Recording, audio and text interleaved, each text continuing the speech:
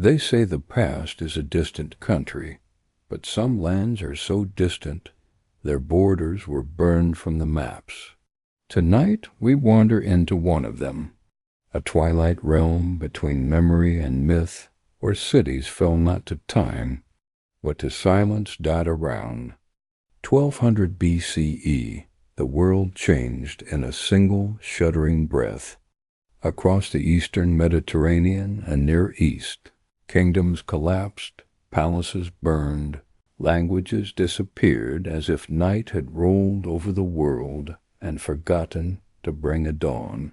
This moment is often named the Bronze Age collapse, a sterile title, almost technical, like a file in an archive no one checks anymore. But look closer, and it does not behave like a simple collapse, not like the slow rot of empire or the grinding of civil decay.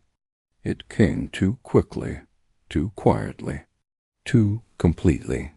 For nearly 3 centuries, the great powers of the late Bronze Age thrived in a dense network. Egyptians, Hittites, Mycenaeans, Babylonians, the Canaanite city-states, the wealthy traders of Ugarit. They traded bronze, letters, marriages, gods. They wrote to each other in cuneiform, sent emissaries by ship, waged war, and made peace in careful cycles. Then, in less than 50 years, it all dissolved.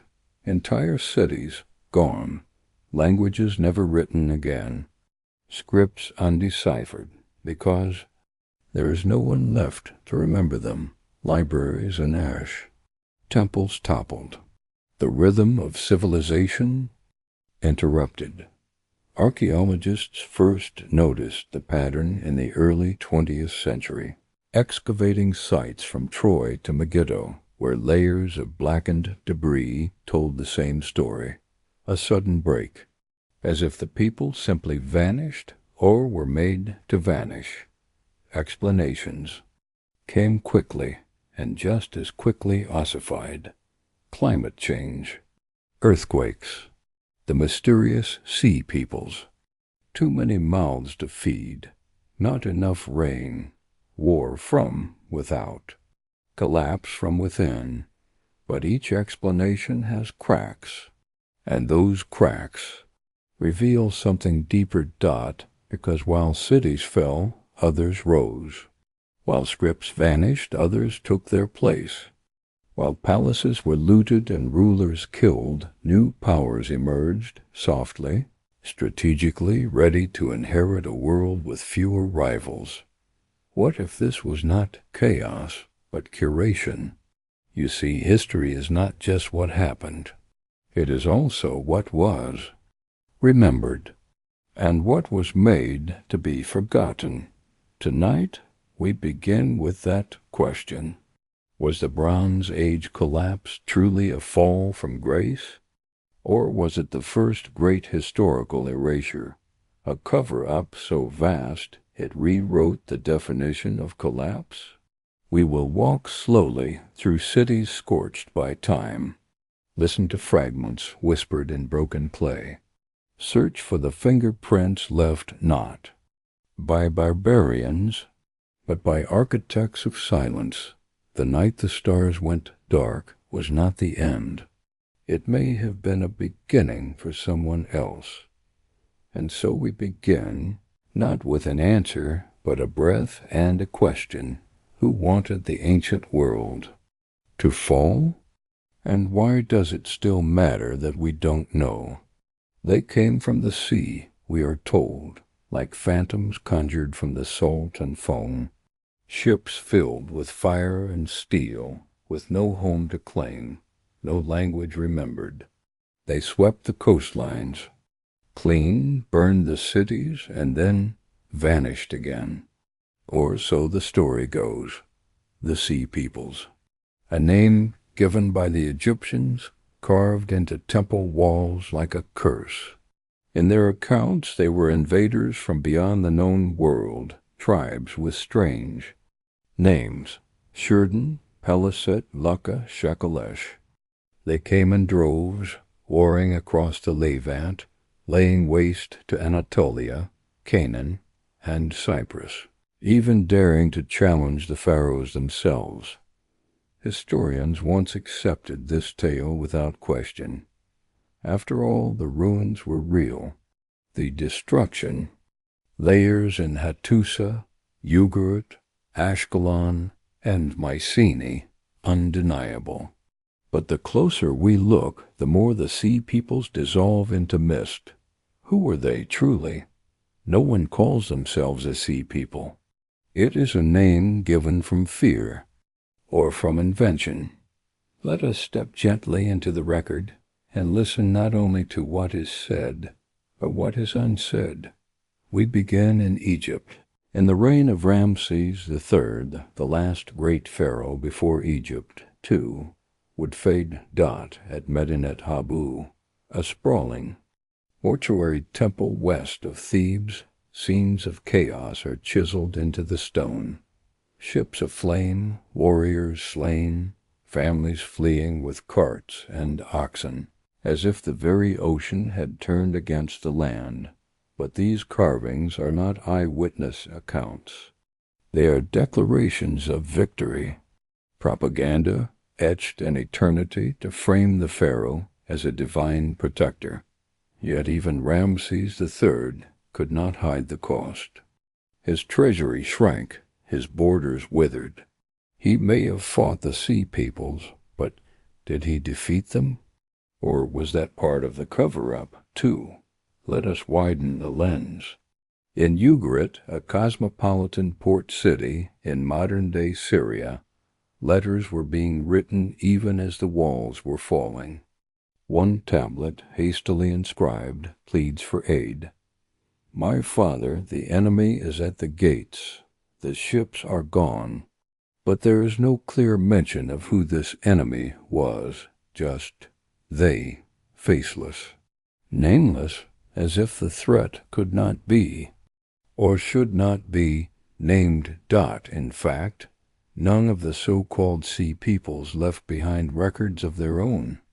No monuments, no cities, no stories, nothing to suggest a coordinated civilization, just scattered hints and destruction blamed in their direction. That's where the story turns, because blaming an unknown enemy is a timeless tool of politics. The sea peoples become not just a mystery, but a mask, a narrative sleight of hand. What? If the sea peoples were not foreign invaders, but fragments of the very societies collapsing? Displaced mercenaries, refugees turned raiders, local factions rising against central powers. A patchwork of unrest, rewritten as one singular dot in that light. The myth takes new shape. The sea peoples may have been real, but their legend was sculpted to hide complexity beneath simplicity. Instead of asking why so many cities fell, historians asked who knocked them down. Instead of looking inward, scribes and rulers looked outward and gave the sea a name dot. There is also the question of timing. Many of the cities destroyed by sea peoples show signs of decline long before the fires. Economic stress, political infighting, trade routes, already unraveling dot. So were the sea peoples the cause or the consequence? Or were they convenient? A narrative created by those who needed an external threat to mask internal collapse, to cleanse themselves of failure, to give future generations a clean enemy to point to. After all, it's easier to tell the story of brave resistance against invaders from the deep than to admit you lost control of your own empire. And then there's the silence. No detailed Egyptian victory over the sea peoples ever emerges. No tribute paid, no rulers captured, no formal treaties, only murals. And silence. It is as if both sides agreed to disappear from the story. One, by being forgotten. The other, by shaping what remained. Tonight, we question that forgetting the sea peoples are not a solved mystery. They are an echo of something older, a tool in the machinery of erasure, a name etched in stone so the true agents of change could walk away unseen. And as we drift into the quiet of this chapter's end, consider this. In every age there are those who shape the story so they do not appear in it. And sometimes the loudest invasions are the ones that never happened at all. When a city burns, you can see the ash. When a kingdom falls, you can map the rubble. But when a language dies, there is no smoke, only silence. And in the wake of the Bronze Age collapse, that silence deepened, not just over temples and palaces, but over words, over alphabets, over entire systems of thought, now unreadable. It was not only cities that were buried. It was the scripts, the sacred signs and syllables that carried memory, trade, myth, law, and love. They vanished as if the wind had blown them from the stones. But was this simply illiteracy born of chaos, or the quiet work of something more intentional? Tonight we trace the disappearance of language, not as accident, but as artifact. Not as loss, but as act. In the late Bronze Age, writing was power. It was how kingdoms negotiated, how priests remembered the stars, how scribes recorded grain, offerings, dynasties, and decrees. There were many scripts, linear B in Mycenaean, Greece, Akkadian cuneiform in Mesopotamia, Hittite hieroglyphs in Anatolia, Ugaritic alphabets carved into soft clay. It was a golden age of multilingual diplomacy, of letters crossing seas sealed with royal rings, each tablet a lifeline between capitals, each scribe a custodian of civilization's memory. And then suddenly the tablets stopped coming. At Ugarit, the final letters remain half-finished. Clay tablets found in an archive, hardened not by the kill, but by fire from the ceiling above. Scribes wrote while the city burned. Words mid-sentence. Appeals for help unanswered. But what's stranger still is that no one preserved the script. No one in the generations that followed learned to read what had come before. Not a single book, not a single tablet. No classroom. Passed on the signs. It was as though entire languages were meant to be forgotten. Linear B, the script of Mycenaean Greece, disappeared for nearly 3,000 years. Only in 1952 was it finally deciphered, revealed to be an early form of Greek. But its cousin, Linear A, used by the Menons, remains a mystery still. Why would a civilization with thriving trade and administration abandon writing altogether?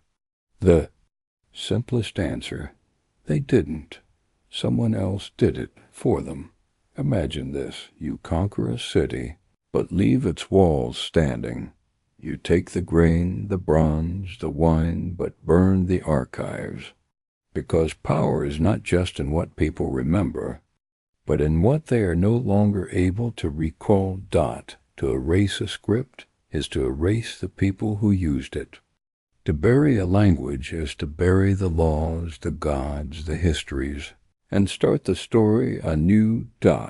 It is a form of conquest far quieter than war, but far more permanent, and this is what we find across the map. Hattusa, capital of the Hittites, obliterated. Its stone libraries reduced to unreadable fragments. Mycene and Pylos, centers of Linear B, collapsed into oral tradition.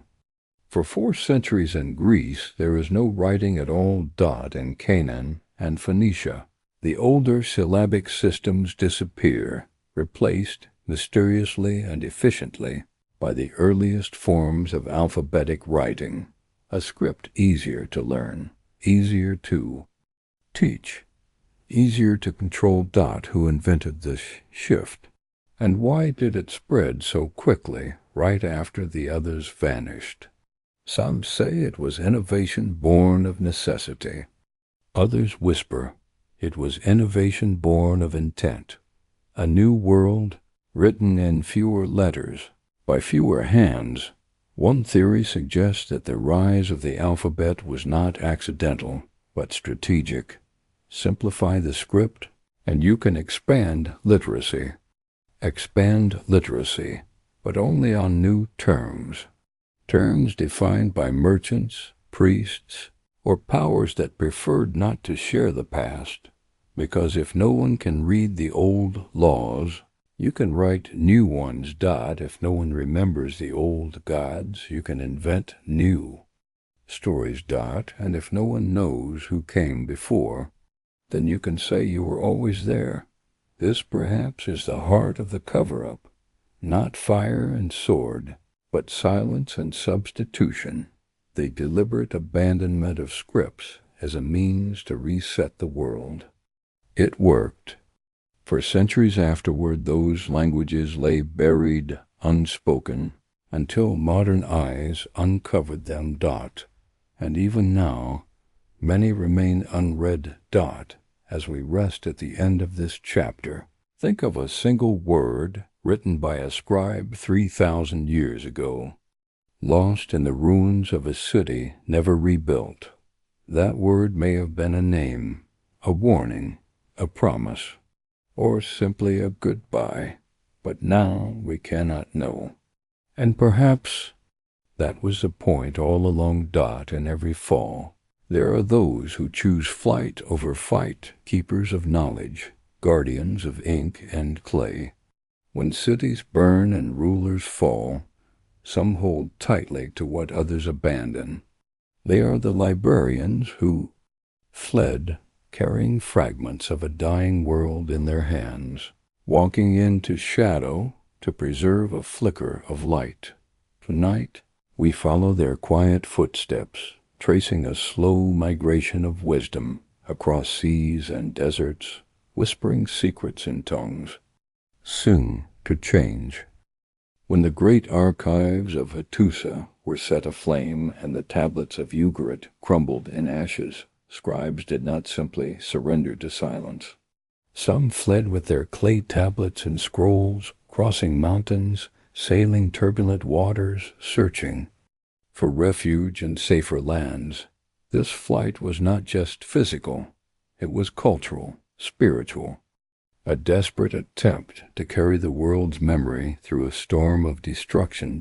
In Egypt, where the temple still stood strong, some scholars may have received these exiled knowledge-bearers, offering sanctuary beneath Pharaoh's waning power. Elsewhere, in cities less touched by the chaos, libraries became vaults of a past rapidly slipping away. But knowledge is fragile. It lives in the hands that read, in the mouths that speak. As generations passed, languages shifted, new scripts replaced old, and the meaning of those ancient tablets became a secret, locked away in dust.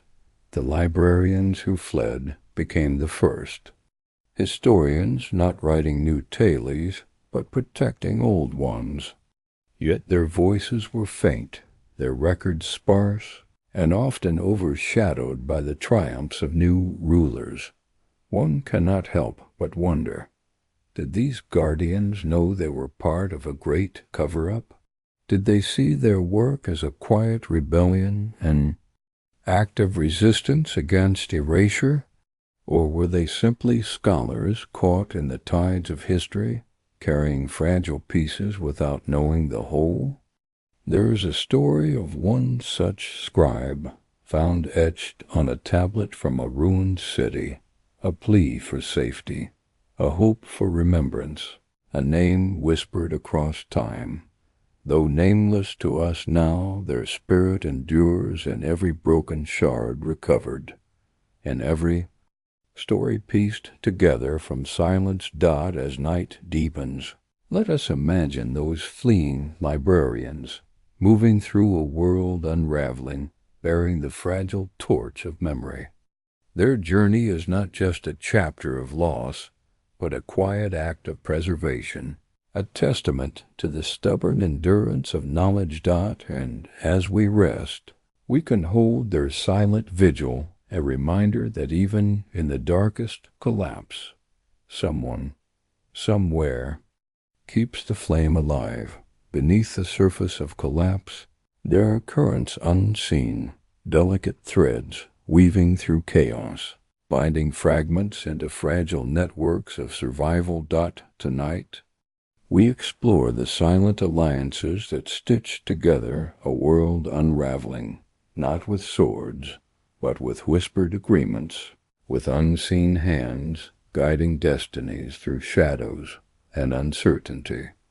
When mighty empires fall, it is not always the roar of battle that shapes what comes next, but the quiet deals made in hidden chambers, the pacts forged between survivors who understood that, to live through the storm, some bridges had to remain intact. These were alliances without fanfare, not treaties signed in grand halls, but subtle understandings carried in the codes of trade, marriage, and ritual. Across the Mediterranean coast, even as cities smoldered and fleets disappeared, traders kept their roots alive. Small pockets of commerce persisted, carrying goods, ideas, and culture like seeds in the wind. In the ashes of Ugarit, there is evidence of last-minute alliances, letters begging neighbors to send grain, ships rerouted to safer harbors, merchants bartering with unfamiliar faces. These silent networks were the lifelines that stitched the ruins back together, not a grand resurgence, but a slow, quiet weaving.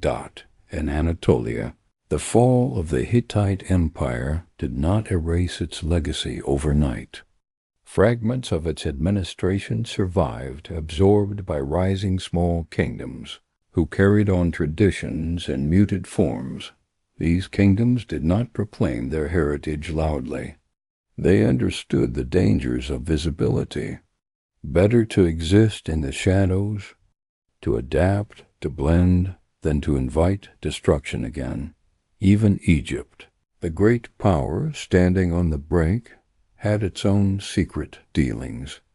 The pharaohs negotiated with foreign leaders, sometimes bending to new powers, sometimes forging marriage alliances, all to maintain balance in a world shifting beneath their feet.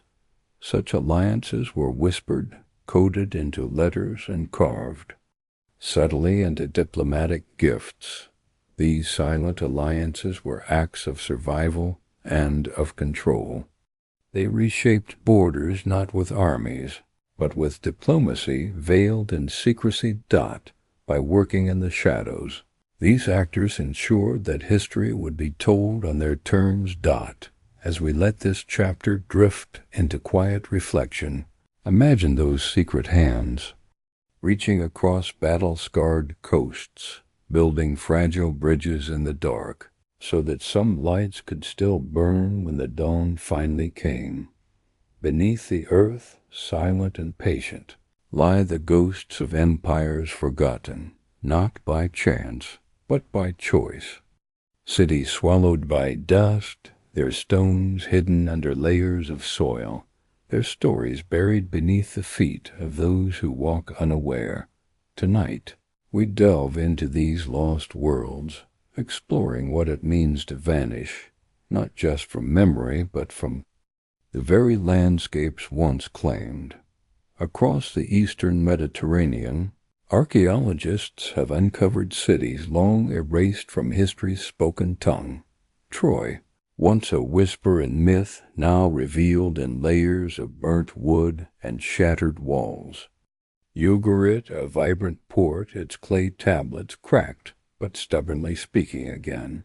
Yet, for every site discovered, there are others still hidden, their names lost, Their histories obscured by time's thick veil, these lost empires are not simply ruins.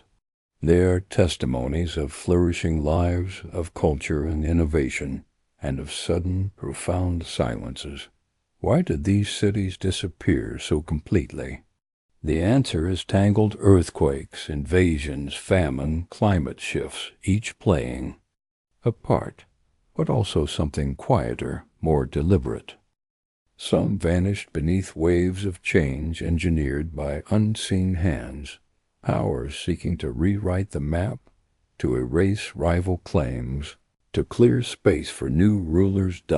By burying entire cities, by allowing them to fade from collective memory, these forces shaped the future in shadows. In time, these cities became myths, stories told by survivors or conquerors, often twisted to fit new narratives. Legends of gods, heroes, and monsters filled the gaps left by lost histories, offering comfort in uncertainty. But the truth waits patiently beneath the earth, in pottery shards and foundation stones, waiting for the careful hand to brush away the dust. As night deepens, consider the weight of these lost empires. How much of what we know rests on what we have yet to uncover, and how much remains silent by design. Their silence is a whisper, a call to remember, to listen closely, to honor the stories beneath. Our feet. From the ashes of fallen cities rise whispers, soft echoes carried on the winds of time, fragile voices seeking to be heard through centuries of silence. These whispers are not loud declarations, but gentle traces left in burnt scrolls, broken pottery, and the faint scent of smoke lingering in forgotten corners. Tonight, we listen to these murmurs, piecing together fragments of a story that history tried to silence. Ashes tell stories, though they are often overlooked, layers of soot sealing moments of despair and destruction. In these blackened remains lie clues to the chaos that swept across the Bronze Age world, silent testimony to fires that raged, and lives Upended. At Ugarit, for example.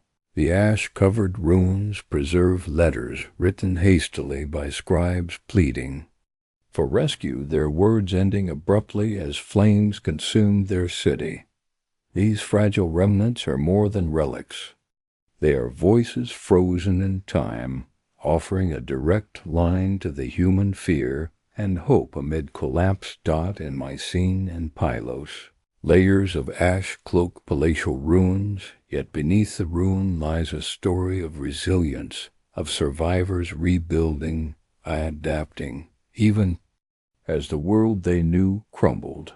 The ashes also hide secrets, not just of destruction, but of what came after, new people, new cultures, and the faint beginnings of the stories that would shape later civilizations.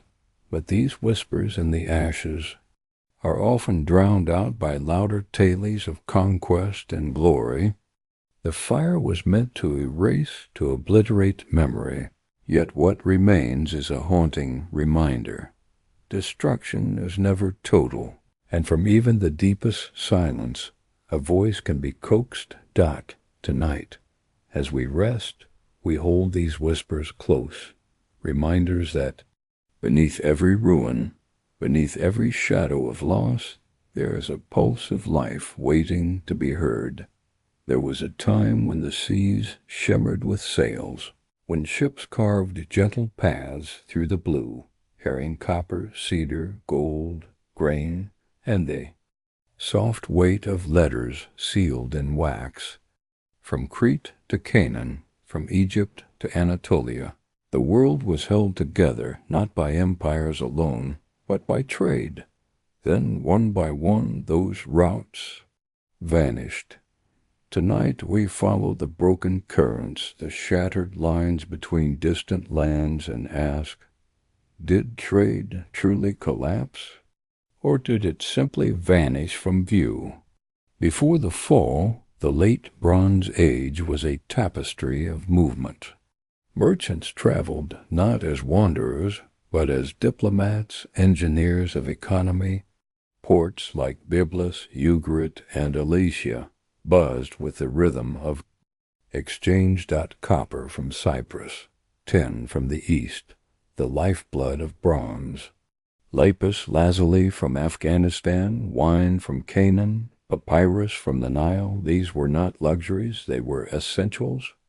Trade was the nervous system of the ancient world. When it was severed, everything else began to fail. And yet, as the major hubs collapsed, not all trade stopped. Some routes shifted, like rivers bending around fallen stones. Evidence shows that long after the fires burned, goods still moved. In the Aegean, small harbors grew in prominence. On the Levantan coast, new cities rose, their walls humbler, their markets quieter but still alive. The question, then, is not whether trade ended, but who now controlled it. It is tempting to imagine a clean break, a single cataclysm that closed the ports, scattered the ships, and ended it all. But the truth is murkier. Trade became quieter, less documented, less official. And in that quiet, new players emerged. The Phoenicians, once minor coastal traders, began to flourish in the gaps left by fallen powers. Their ships were smaller, faster, their alphabets simpler, their loyalties more flexible. Where the great states failed, the merchants adapted. But this, too, may be part of the cover-up, for in times of upheaval, control of trade becomes control of survival. When history frames the collapse as total, it overlooks those who benefited, those who stepped into the void, and quietly built wealth and influence while the world mourned the empires. Consider this. If the official ports were destroyed, but goods still moved, then who managed the shadows? Were there unrecorded alliances? Secret contracts? Silent agreements between local elites, ensuring their own continuity while the palaces burned? As shattered trade routes may not have shattered at all. They may have simply changed hands, and those hands may have shaped the next chapter of history. In ways the ruins do not record. As we drift into sleep, imagine the dim glow of a lantern aboard a ship, its sail full in the moonlight, its hold heavy with tin and silk, no records kept, no names remembered, just a journey through the dark, carrying the future in silence. In the heart of the eastern Mediterranean lies an island, cradled by waves and cloaked in mystery. The ancients knew it as Alesia, a name whispered in treaties, trade logs, and letters of diplomacy, a place of copper, kings, and quiet influence, a jewel of the Bronze Age. And yet, when the world collapsed, Alesia did not vanish as others did. It burned, yes, but something about its silence was different. Tonight we walk among the ashes and ask, why was Alesia spared a louder fall, and what secrets lie hidden in the embers? Alesia is known to us today as Cyprus, but in the late Bronze Age it was something more than a place. It was a nexus, a crucial supplier of copper, the very marrow of bronze itself. No bronze without copper. No weapons, no tools, no kingdoms. 2. Control Alesia was to hold the balance of power in your palm. For centuries, the great powers treated the island with equal parts, reverence, and caution. Egyptian pharaohs wrote to its kings as equals. Hittites demanded tribute, but never full control.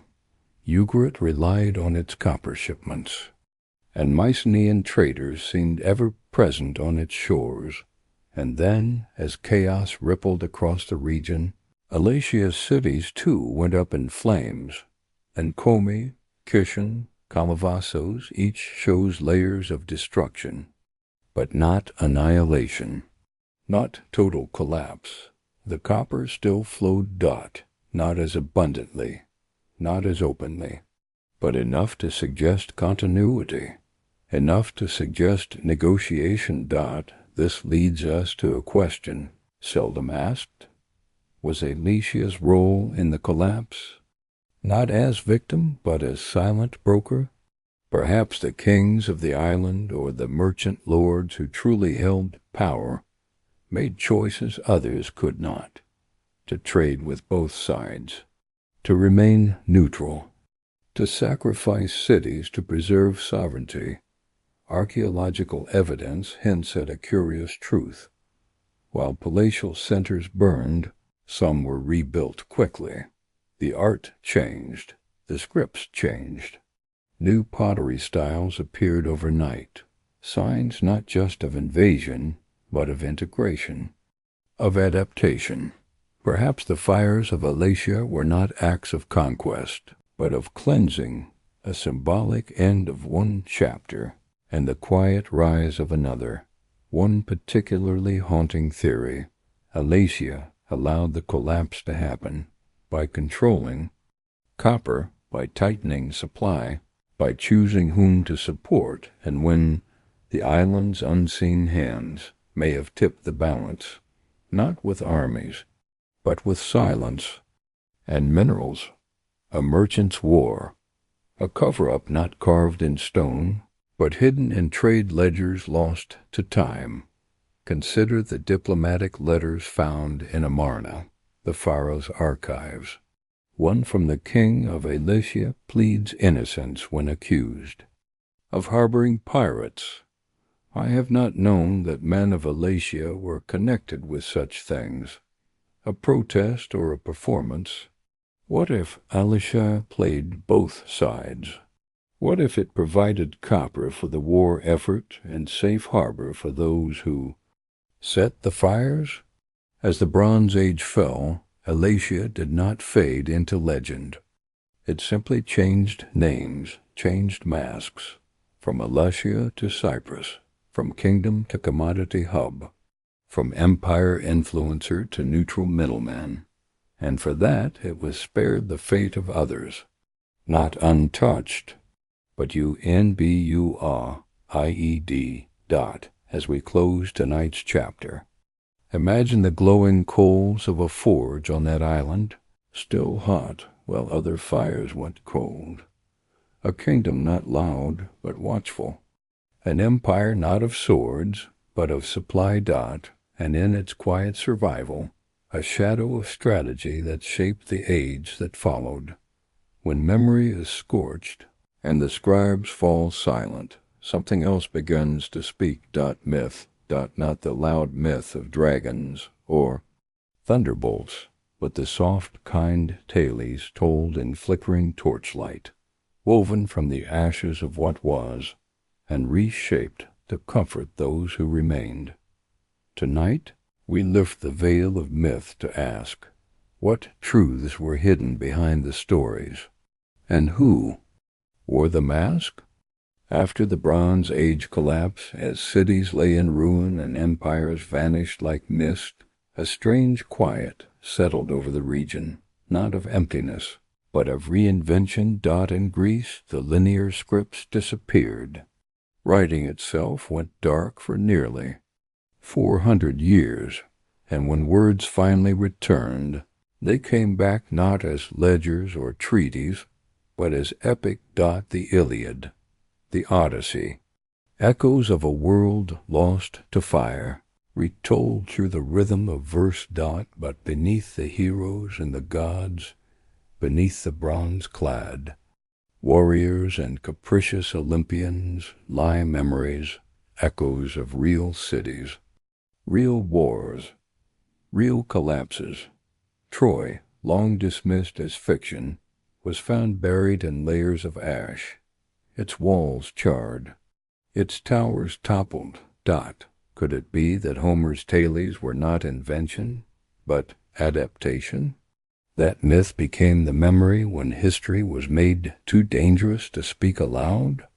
And it was not only Greece. In Mesopotamia, the Enuma Elish rose to prominence after the fall of Babylonian influence. A tale of divine conflict and cosmic order, but also, some suspect, a coded retelling of political upheaval of new dynasties, replacing the old, justified by myth. In Egypt, even as Ramses III carved his victories in stone, the gods grew louder. Invasion was blamed on chaos incarnate, order restored through divine favor. But where were the scribes telling of starvation, civil unrest, court conspiracies? They were silent or silenced. It is here that we find the mask. Myth as a shroud draped gently over wounds too fresh to reveal. When history threatens those in power, it is replaced, not with lies, but with poetry. Poetry that teaches loyalty. Poetry that reshapes memory. Not because people forgot, but because they were taught to forget differently. There is beauty in myth, yes, but also manipulation. The gods did not always descend from the heavens. Sometimes they were lifted from the ashes, draped in divine robes to hide the hand that struck the match. And so we must ask, who created these myths? And who did they protect? Were they the survivors, writing to make sense of the fall? Or were they the victors, writing to ensure their version remained? Did the new kings commission new stories to bury the old ones? Did the priests, threatened by loss, forge new pantheons to restore their place in the world? In this way, the Bronze Age collapse did not end history. It transfigured it. The fires of collapse melted memory into myth, and myth hardened into belief. And belief endures longer than fact. As we close tonight, picture a poet by the fire, singing softly of a hero in a war. Perhaps he does not know the truth. Perhaps he does, but either way the mask is past, and the myth lives on. And what once was history becomes a lullaby. In the shadows of Anatolia's rugged hills. The Hittite court once thrived, a center of power, law, and diplomacy, its walls echoing with the footsteps of kings and scribes. Yet as the Bronze Age darkened, these echoes grew faint, their voices swallowed by silence and fire. Tonight, we listen carefully to the whispers that slip through broken tablets, to the quiet murmurs between lines where history hides its secrets. The Hittite Empire, vast and formidable, was a tapestry woven of diverse peoples and distant lands. Kings ruled not just by might, but by treaty, letters sealed with wax, agreements inked in cuneiform, promises made and broken in equal measure. But, as invaders swept through the region, as famine and revolt stirred unrest, the court's voice faltered. Many archives lie shattered, their clay tablets cracked or lost, their stories unfinished. Among the fragments that survive we find a pattern of unease, a kingdom struggling not only with external foes, but with fractures from within, nobles plotting quietly, regional governors asserting independence, the king's grip loosening like sand through fingers. Diplomatic letters hint at desperation, pleas for aid from Egypt, warnings to allies, coded messages concealed beneath formal words. In one letter, a Hittite king laments, "Chaos grows like a shadow over our lands. The people grow restless, the borders thin. Our enemies are many, our friends few." Such words, rare in their candor, reveal a court teetering on the edge of collapse, where every alliance was a fragile thread and every silence a potential betrayal. But the whispers speak also of resilience. Even as the palace burned, some factions sought to preserve what remained, guardians of knowledge, keepers of law, who quietly nurtured hope beneath the ruins. They hid texts, safeguarded traditions, passing wisdom through secret channels, waiting for the dark to lift. The Hittite collapse was not a single fall, but a slow fading, a court dissolving into smaller kingdoms, each carrying fragments of the old order, sometimes as shadows, sometimes as light. This fracturing shaped the political map for centuries to come. As we rest tonight, imagine the silent corridors of that lost court, the faint scratches of a scribe's stylus, the quiet breath of a king's final decree, and the persistent whispers that history almost forgot. On the restless tides of the Mediterranean, shadows drift unnamed and uncertain, known to history only as the sea peoples.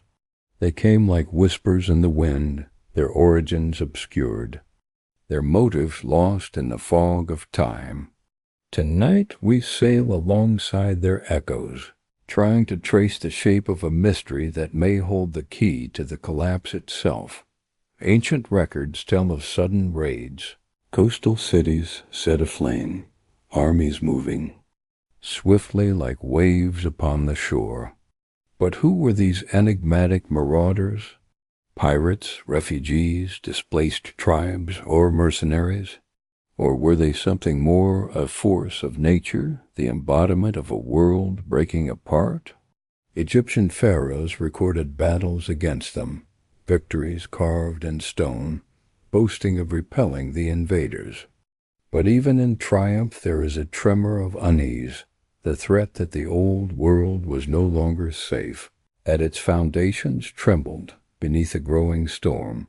The sea peoples did not come from one place, but from many a confederation of broken groups, each fleeing drought, famine, or war, each seeking new homes in lands already fractured. Their raids shattered trade, uprooted populations, and hastened the decline of kingdoms already weakened by internal strife. Yet the story is not only one of destruction. Some suggest the sea peoples brought new ideas, new cultures blending with old, seeds planted in the ashes of collapse.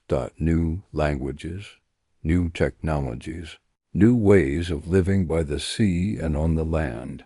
But as with all shadows, their true shape remains elusive, distorted by time, myth, and the agendas of survivors. Were they villains or victims? Agents of chaos, or desperate seekers of peace? Tonight, as we drift into sleep, imagine the creak of wooden ships, the glint of weapons under moonlight, and the quiet faces of those lost to history, caught between worlds, carrying stories that never reached the shore. It ended in fire. A city once bright with poetry and prayer, now silent beneath a crust of ash. Ugarit, jewel of the northern Levant, where scribes wrote in 17 alphabets, where ships from every corner of the Bronze Age unloaded their treasures at well-worn. Harbors burned in a single night, but long before the flames, the smoke had already begun to rise. Tonight we walk among the ruins of Ugarit, listening to the last words of a city that saw the end coming, and tried to speak before it was too late. Ugarit was no ordinary city. It was a bridge between worlds, between east and west, between gods and men, between empires that now lie buried. Its scribes were among the finest in the ancient world, penning diplomatic letters, legal contracts, ritual hymns, and mythic epics in a graceful wedge-shaped script, pressed into tablets of clay. It turns out endures, even when the walls fall, even when fire comes. Among the ruins of Ugarit, archaeologists uncovered thousands of tablets left behind in collapsed archives, half burned, half buried, hardened by the same fire meant to erase them. Some letters were unfinished, abandoned mid-sentence, as if the scribe dropped his stylus and ran. One now famous dispatch reads, "My father, the enemy is approaching, the ships are gone. I do not know what to do." There is no reply. There never was. Who attacked Ugarit? Historians point to the sea peoples, but the name floats like mist. No invader left their mark, only the silence that followed. There are signs the city had warning. Shipments of weapons arriving in haste, fortifications left incomplete, and yet no evacuation. No resistance that lasted. It fell swiftly, or it was allowed to fall. Could Ugarit's destruction have served someone's purpose? The city stood at the crossroads of commerce, controlling copper, tin, olive oil, access to inland markets, and the flow of knowledge between kingdoms. Perhaps it was too valuable to remain independent. Perhaps its neutrality became inconvenient. Perhaps its scribes knew too much. There is no proof, only patterns. What remains of Ugarit's glory are not palaces or gold, but stories. The epic of Baal and Anath, one of the oldest mythic texts we possess, was recovered there, nearly intact. It speaks of divine struggle, death, and rebirth themes that would echo later in Greek myth. And even in biblical tales, ideas do not burn so easily. It is possible, just possible, that Ugarit's destruction was also a transfer, a firelit, not to erase, but to transform, a ritual end to make space for new myths, new powers, new scripts carved in different tongues. As we close our eyes tonight, imagine the city glowing under a crescent moon, its streets quiet, its courtyards warm, with lamplight. Somewhere a scribe writes his final line. Somewhere a mother gathers her children in haste. Somewhere the flame is already rising, not just to destroy, but to carry Ugarit's last breath into the long hush of history. While great empires burned and memory crumbled into dust, a quiet people watched from the shoreline. They did not conquer, they did not command, they traded, they waited. And when the smoke cleared, they emerged not as warriors, but as inheritors. They were the Phoenicians, a seafaring people with purple-dyed robes, nimble ships, and tongues as smooth as the glass they perfected. And in the ruins of the Bronze Age they played their hand with careful grace. Tonight we trace the rise that no one noticed, the power born not of armies, but of adaptation, survival, and sleight of hand. The cities of the Phoenician coast, Byblos, Tyre, Sidon, were never mighty in the Bronze Age sense. They did not build massive palaces or monuments to kings. They bent, bowed, and brokered. They sent tribute when needed. And when the great powers began to collapse, they stepped aside and let them fall. Byblos had long been a loyal trading partner of Egypt, sending cedar in exchange for gold.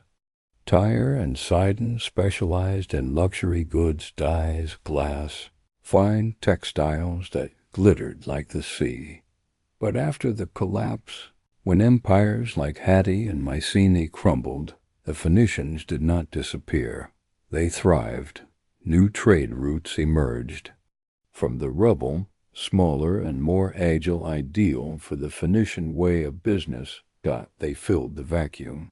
quietly and efficiently becoming the new brokers of the Mediterranean. And they brought with them a gift, one of the most transformative in human history, the alphabet dot simple, elegant, portable. Unlike the complex cuneiform or pictorial scripts of old, the Phoenician script used just a few dozen characters. Easy to learn, easier to spread, it is this script humble and pragmatic that became the ancestor of Greek, Latin, Arabic, and Hebrew. And it came not from palaces, but from ports. This was their genius. To rise in the age of decline, to prosper in the space left by kings, to rewrite the rules without ever claiming to rule. They did not conquer territories, they connected them. They did not claim thrones, they financed them. But the question lingers, was this rise purely opportunistic, or was it planned? Some historians wonder if the Phoenicians played a subtler role in the collapse, fueling unrest by shifting trade, withholding key goods or arming one side while trading with another. There are no smoking tablets, no grand declarations, just a pattern, a silence filled by sails. And then there's their greatest trick. They left almost no written history of their own. What we know of the Phoenicians comes mostly from outsiders, Greeks, Romans, Hebrews, none of whom viewed them without suspicion.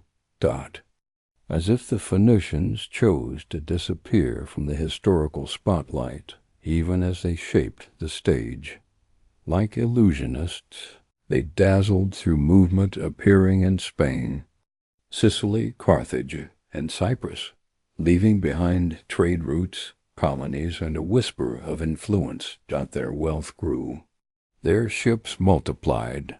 Their script spread like wildfire. And yet no empire, no declaration, no origin myth carved in stone. Only trade, only motion, only memory seen from the corner of the eye. So tonight, let us consider this quiet ascension, not forged in fire, but in sleight of hand, a people who rose by never rising too high, who mastered the currents left by collapsing kingdoms, who may have helped the Bronze Age burn, or may simply have known when to step aside and wait for the smoke to clear. As you drift to sleep. Imagine a Phoenician ship slipping through the dark, no flags, no fanfare, just the hush of oars in moonlit water and a cargo hold full of secrets. Not all perished when the Bronze Age fell. Some cities endured, some people fled and returned. Some kingdoms withered but did not vanish. And yet, for all that survived, so very little was said.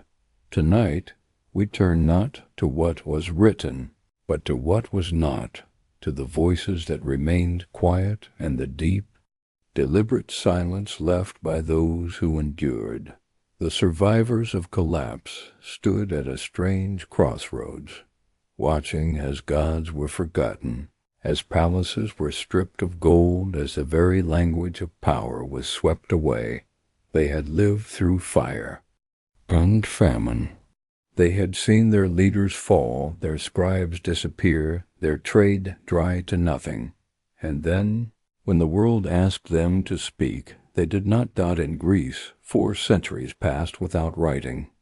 No new epics were penned, no laws recorded, no chronicles carved. Archaeologists call it a dark age. But perhaps it was not dark, perhaps it was quiet, a chosen hush, a refusal to record a wound too deep to name. What stories did the survivors choose not to tell? Were their betrayals too bitter to speak of? Truths too dangerous to preserve? Deals made in desperation that history was better off forgetting? There is power in silence, not just in the absence of sound, but in the control. A memory dot. By not recording, they left space for new myths to take hold, for new systems to grow unchallenged by the past. Perhaps some feared what writing might bring. A memory revived could be a rival reborn. An old law remembered might challenge a new ruler's claim. And so silence became safety. Oblivion became order. In places like the Levant, where towns reappeared on ancient ruins, we find houses rebuilt using stones from shattered temples, recycled not just out of need, but perhaps as a quiet statement: the past is gone. Let it lie. In Anatolia, we see the rise of Neo-Hittite city-states, small and cautious, echoing their mighty predecessor, but never naming it aloud. As if to say, we remember, but we do not speak. And yet silence is not the same as forgetting. Traditions, continued in whispers, rituals passed from mother to child, songs half-sung, symbols carved in hidden places. The old world lingered like smoke, clinging to the edges of the new. Perhaps this was the survivor's wisdom, to carry the ember, but never rekindle the fire. To live not in memory, but in motion. To move forward, lightly, quietly, without the weight of a broken world on their backs. As we rest tonight, think of all that lives inside silence: grief, resilience, strategy, mercy. The survivors knew what they had lost, and they chose not to name it. In doing so, they left behind the softest of legacies, a hush, a breath, and a future no longer bound by the ruins behind them. In the heart of Egypt, a dusty archive rests, a trove of fragile clay tablets, bearing ink and cuneiform voices from distant lands, sent as desperate messages across vast deserts and seas. They are the Amarna letters, a quiet chorus of kings and queens, rulers caught in the twilight of empires, their words flickering between hope and despair.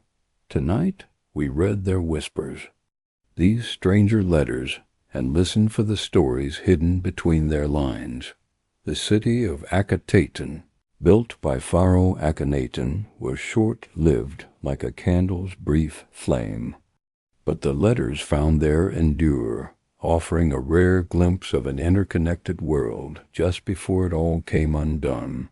They reveal pleas for help, accusations of betrayal, trade negotiations tinged with fear, and the quiet unraveling of once strong alliances.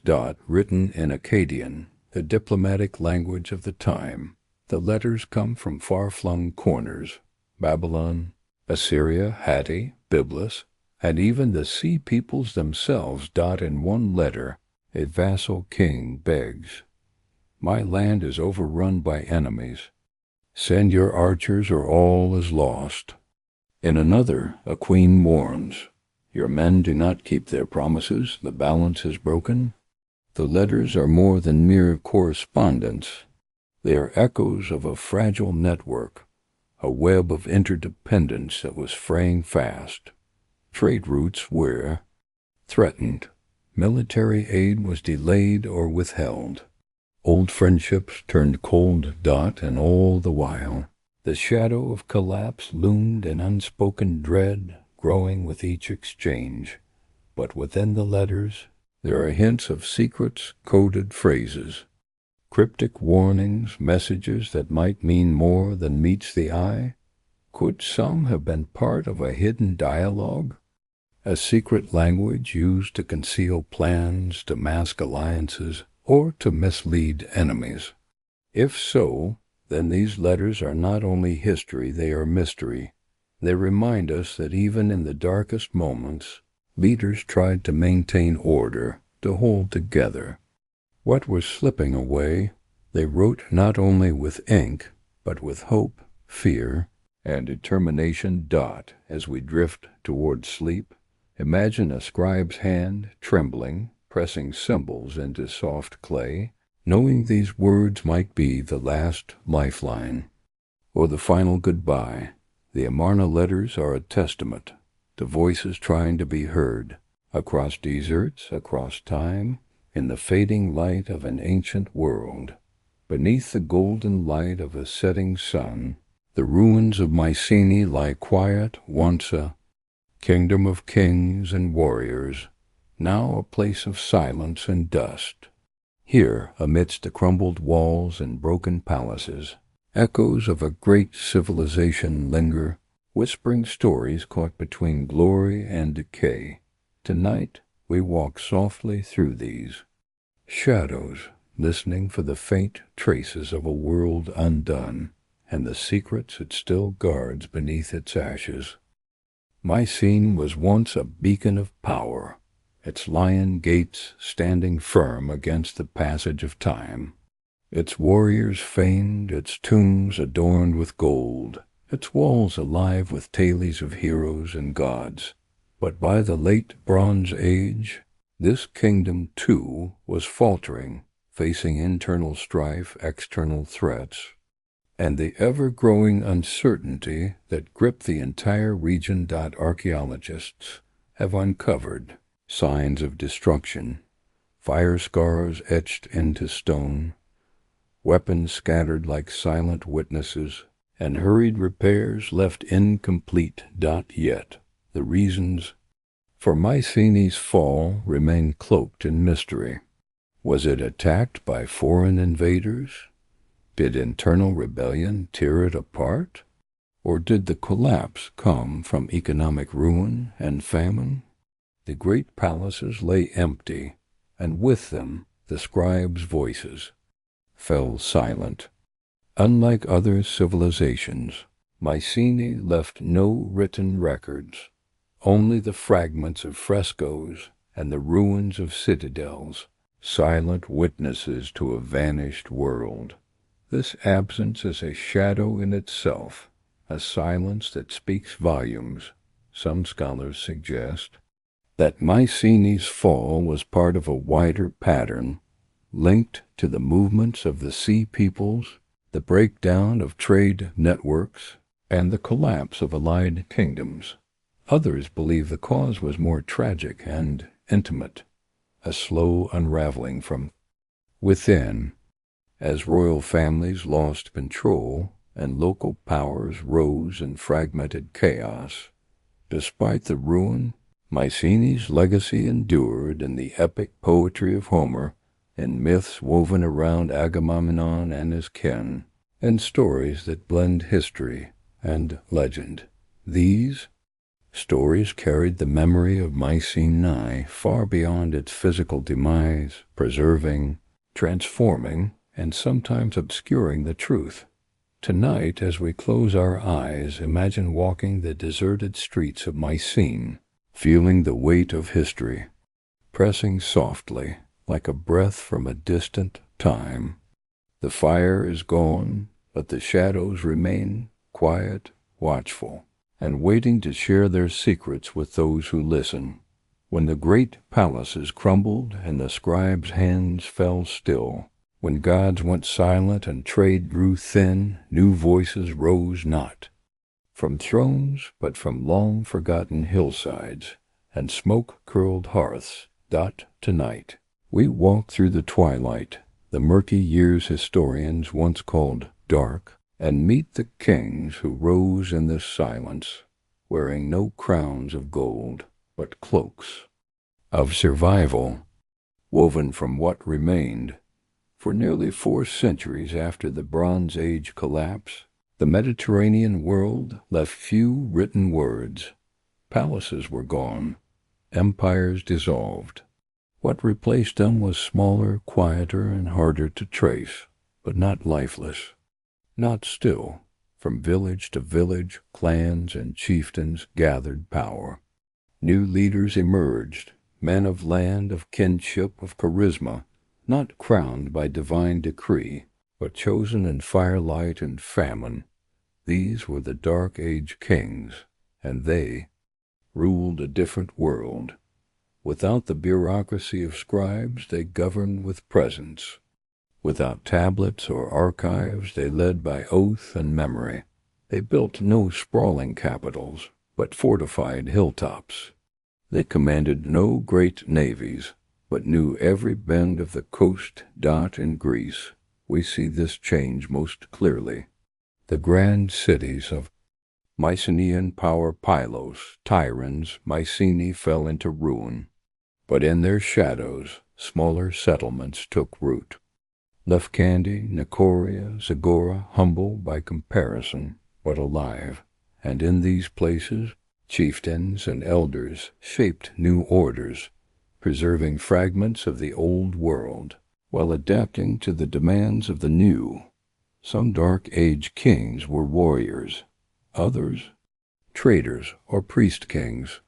They forged bonds with neighboring clans, protected their people through shifting alliances, and watched the old stories become myth. They listened to songs of heroes who had once ruled in gold, and from those songs they drew their own power. This is how legend replaced law, how memory became inheritance. The line between fact and fable blurred, and in that haze, the new kings claimed descent from gods and fallen empires alike. In the absence of record, lineage became belief. And belief, if repeated long enough, becomes truth. But make no mistake, these were not kings of chaos. They were stewards of stability in an unstable world. They learned to lead without marble halls, to judge disputes without scrolls, to rule not as the old kings did, but as the world now required. Over time their descendants would rise higher. Their villages would grow. Their songs would shape nations. From the ashes of the Bronze Age, these kings lit small fires, and though their flames were modest, they kept the dark at bay. As we drift into sleep, imagine one such king standing on a hill at dusk, watching smoke curl from his people's homes. No crown, no throne, only the quiet weight of survival and the stories he carries in his chest. Beneath layers of earth and time, in the ruins of ancient cities, lie broken tablets mute, witnesses to vanished worlds. But sometimes in their cracks and faded marks, a whisper emerges, a cipher beneath the clay, waiting patiently to be understood. Tonight, we trace the hidden codes and forgotten scripts that speak softly from the dust, unlocking secrets buried by silence and loss.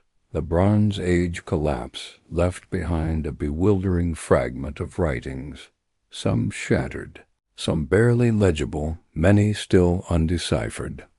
Among them are texts written in forgotten languages, scripts that have resisted translation, and symbols that hint at lost knowledge. These clay tablets are more than record, they are puzzle.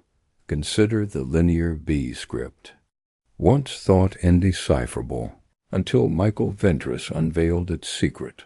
The language of the Mycenaeans, echoing a world now silent. Yet, alongside linear B, other scripts remain mysterious. The enigmatic linear A of the Minoans and the cryptic signs etched in scattered fragments. Could these scripts hold keys to understanding the collapse? Perhaps codes to alliances or warnings to future generations, or messages encoded to protect secrets, knowledge too dangerous or too painful to share openly. Some tablets bear signs of deliberate destruction, edges broken, words scratched out, as if someone tried to erase part of the story. This act of erasure raises haunting questions. What truths were meant to be hidden? Whose voices were silenced beneath the dust? Were these ciphers tools of power used to control history itself? In the centuries following the collapse, Scribes and scholars struggled to keep record, but the knowledge that once flowed freely became guarded and rare. The spread of alphabets, like the Phoenician script, offered new means to record thought, but the old codes faded into obscurity. Tonight, imagine a scholar's hand dusting off a fragment of clay, fingers tracing lines of symbols, hoping to hear the ancient voice beneath. The cipher beneath clay is a reminder that history is not only what is told, but what is hidden, and that every story has its silence. As you rest, let the quiet mystery of these broken tablets lull you. Each crack a secret, each faded mark a question, each whispered cipher a key to a past still waiting to be understood. As the long night deepens, we gather the fading whispers of a vanished world, the final echoes of an age once bright, now folded quietly into the earth's embrace. They linger like a soft breath, a last murmur of stories half told, waiting patiently to be heard in the silence. Tonight we listen to these echoes not to find answers, but to feel the gentle weight of memory, a tender goodbye to a world that shaped ours. The Bronze Age collapse was no single event, but a slow unraveling, a tapestry gently torn at its edges, threads slipping quietly out of place.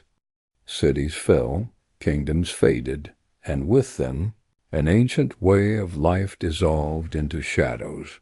Yet from these shadows came new dawns, new voices, new stories, new songs that rose from old ashes. In the final echoes, we find resilience, the will to rebuild from ruins, to carry forward the ember of civilization. The Dark Age kings laid foundations for tomorrow. The scribes of later times pieced together fragments, and through silence and loss, hope quietly persisted. The silence itself becomes a part of the story, a space where mystery lives, where questions outnumber answers, and where the past invites us to imagine, to wonder, to dream. As we close this journey, let your mind drift gently past crumbled walls, through quiet valleys once alive with song, across seas where the last ships sailed toward a horizon soft with possibility. The greatest cover-up is not only of facts lost or hidden, but of the fragile human story beneath, a story of endings and new beginnings, woven into the endless rhythm of time. Rest now in the hush of history's final echoes, and dream of the worlds yet to be discovered beneath the quiet stars. Beyond the grand cities and towering ruins lie quiet valleys wrapped in morning mist, places where time seems to hold its breath, and history slips softly beneath layers of earth and leaf. These forgotten valleys cradle secrets, whispers of lives lived away from thrones and wars, where the pulse of everyday stories still beats, unseen but steady. Tonight we wander through these silent lands, listening to the hum of memory carried on the wind, and find the threads that bind the forgotten to the known. While empires collapsed and kingdoms fell, the people in these valleys endured, farmers, shepherds, artisans, their hands shaping earth and stone, their hearts beating steady rhythms of survival. Though their names vanished from tablets, their lives quietly shaped the world's new dawn. Archaeology reveals humble homes, pottery shards kissed by fire, fields tilled with care, a testament to resilience amid chaos. In these valleys, the stories not written down became the roots from which future cultures grew. Here, in the folds of the land, old gods whispered in the wind, new rituals bloomed in shadowed groves, and oral traditions passed like gentle streams. binding past to present in a soft, unbroken chain.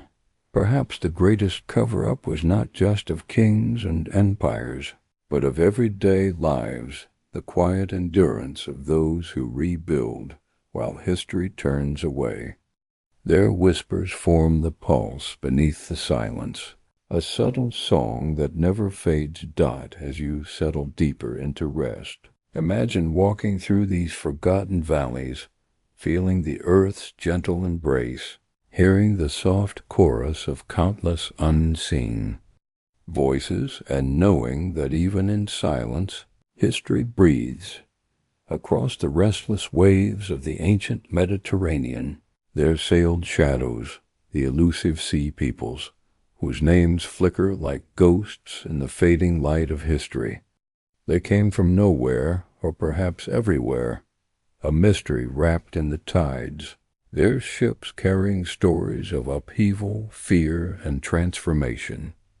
Tonight, we drift alongside their silent vessels, listening to the faint murmurs of a people who changed the course of empires, yet left behind only whispers. The sea peoples are known mainly through the eyes of their enemies, Egyptian scribes who recorded battles steelly that speak of invasion and destruction. But who were they truly? Were they pirates, refugees, mercenaries, or a coalition of displaced tribes? Their origin remains an enigma, a puzzle piece lost beneath the waves of time. Their attacks coincided with the unraveling of Bronze Age civilization, striking coastal cities, disrupting trade routes, toppling kings. But their story is not just one of violence. It is also a story of migration, survival, and the reshaping of the ancient world. Some scholars suggest the sea peoples were driven by drought, famine, or social upheaval, pushed from their homelands by forces beyond their control. Others see them as opportunists taking advantage of a crumbling order. Whatever the truth, their arrival marked a turning point, a wave that washed away the old and ushered in the new. In the silence after their passage, new cultures rose, some blending the old with the new, others forging entirely different paths. The sea peoples, though often cast as destroyers, were also agents of change, carriers of new ideas, new peoples, new possibilities. Imagine the creak of wood, the splash of oars, the wind's soft song through rigging, as these ancient mariners sailed into uncertainty, their fates intertwined with the tides of history. As you rest now, let the gentle rocking of the sea cradle you, carrying you on waves of mystery and memory, into dreams where the past and present meet, and where the whispers of the sea peoples linger like a lullaby. Not all stories are lost to fire. Some are never written at all. Some are carried in the minds of those who chose silence, who knew the weight of ink and the danger of truth.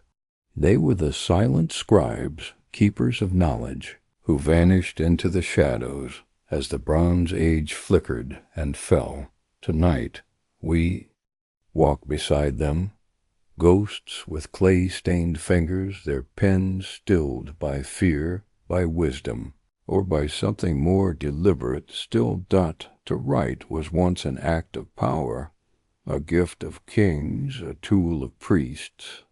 A language spoken in lines pressed into clay or drawn with reed on parchment. In the great palaces of Hattusa, Ugarit, and Mycenae, scribes were the heart of statecraft, translators between gods and men, memory made visible.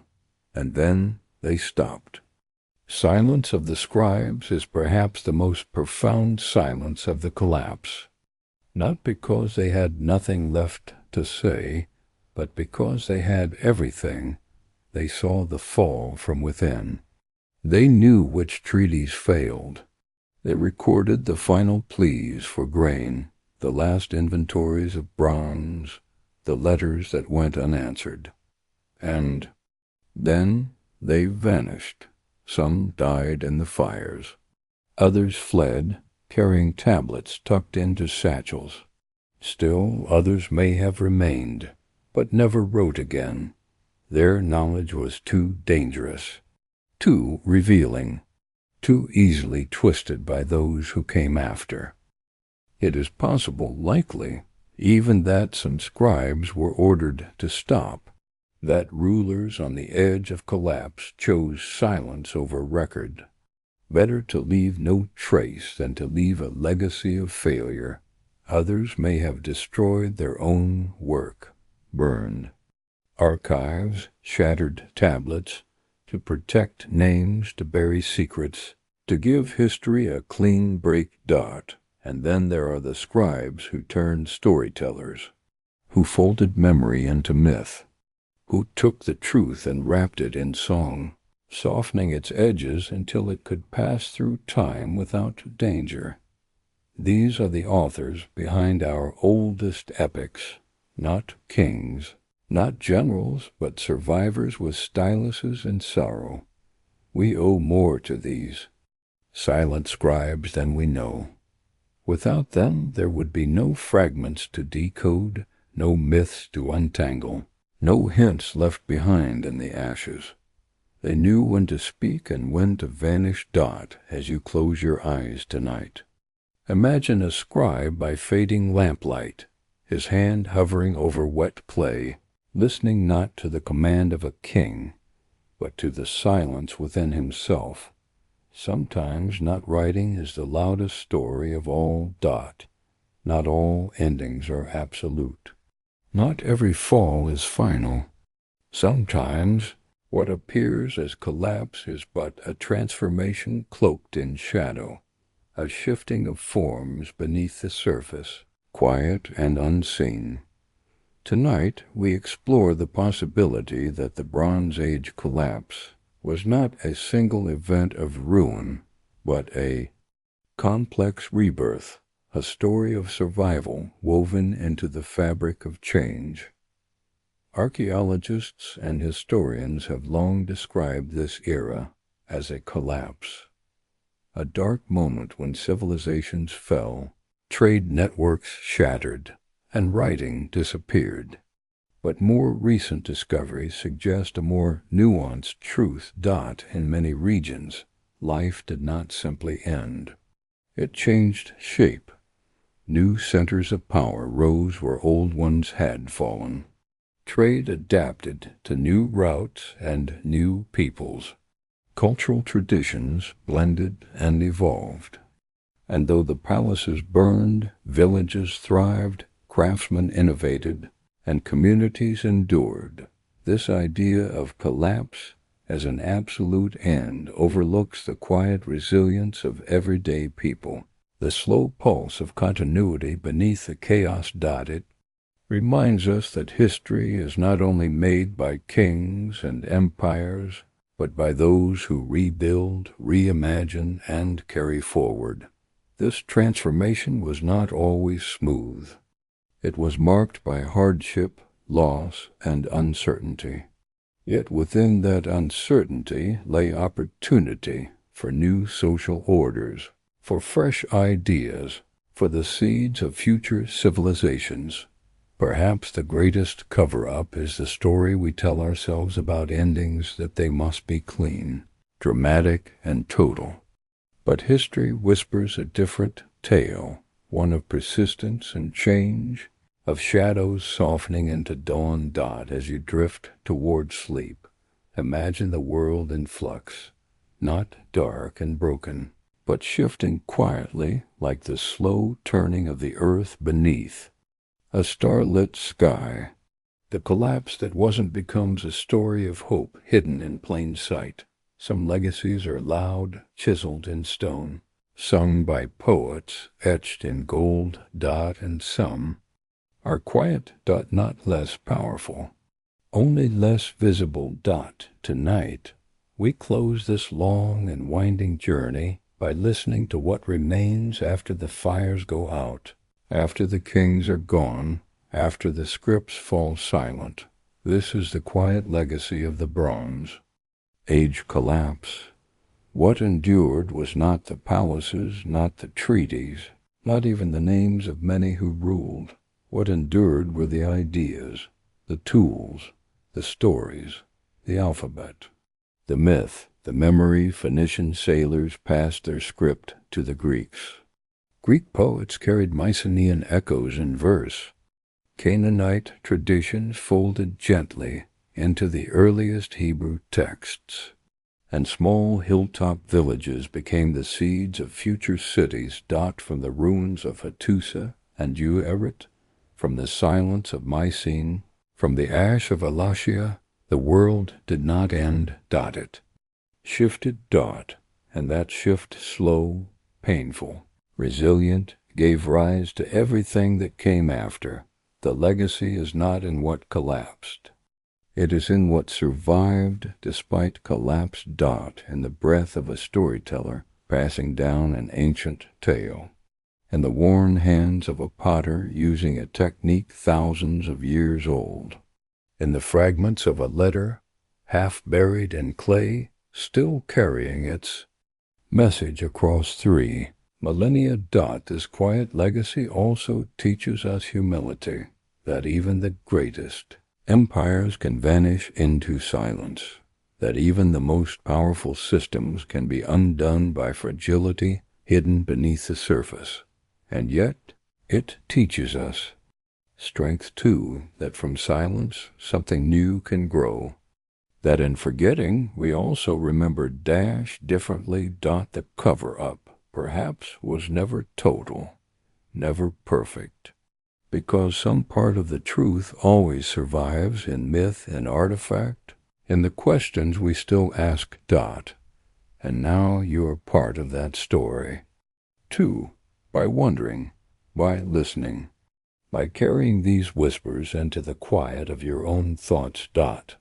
So tonight, as your breath slows and the stars watch from above, rest in this knowing that even in collapse, even in forgetting, something endures, and that the past, no matter how hidden, still speaks, softly, patiently, to those who choose to listen.